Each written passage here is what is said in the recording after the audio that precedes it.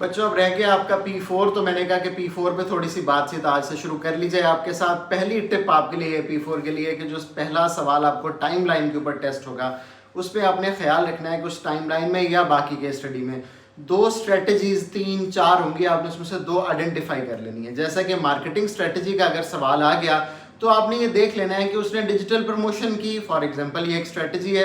Price skimming की, for example ये दूसरी स्ट्रेटजी है।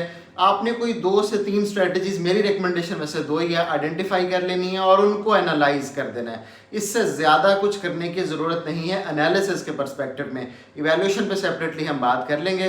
तो क्वेश्चन जो मेन है वो अटेम्प्ट होगा 2 या 3 स्ट्रेटजीज पे। 2 इनफ है मेरे पॉइंट ऑफ व्यू से। अगर आपको तसल्ली ना हो तो आप 3 कर सकते हैं। तो टाइमलाइन के सवाल में पहली टिप, पूरी टाइमलाइन को रिपीट करने नहीं बैठ जाना। कोई 2 स्ट्रेटजीज आइडेंटिफाई कर लेनी है और उनको एनालाइज करना है। ओके बच्चों, थैंक यू।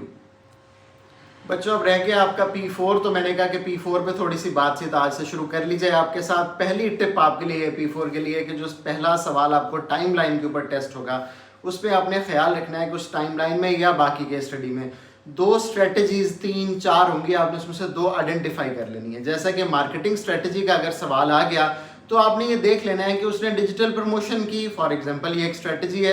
प्राइस स्किमिंग की, फॉर एग्जांपल ये दूसरी स्ट्रेटजी है।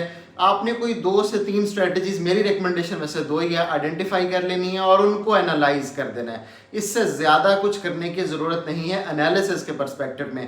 इवैल्यूएशन पे सेपरेटली हम बात कर लेंगे। तो क्वेश्चन जो मेन है वो अटेम्प्ट होगा 2 या 3 स्ट्रेटजीज पे। 2 इनफ है मेरे पॉइंट ऑफ व्यू से। अगर आपको तसल्ली ना हो तो आप 3 कर सकते हैं। तो टाइमलाइन के सवाल में पहली टिप, पूरी टाइमलाइन को रिपीट करने नहीं बैठ जाना। कोई 2 स्ट्रेटजीज आइडेंटिफाई कर लेनी है और उनको एनालाइज करना है। ओके बच्चों, थैंक यू।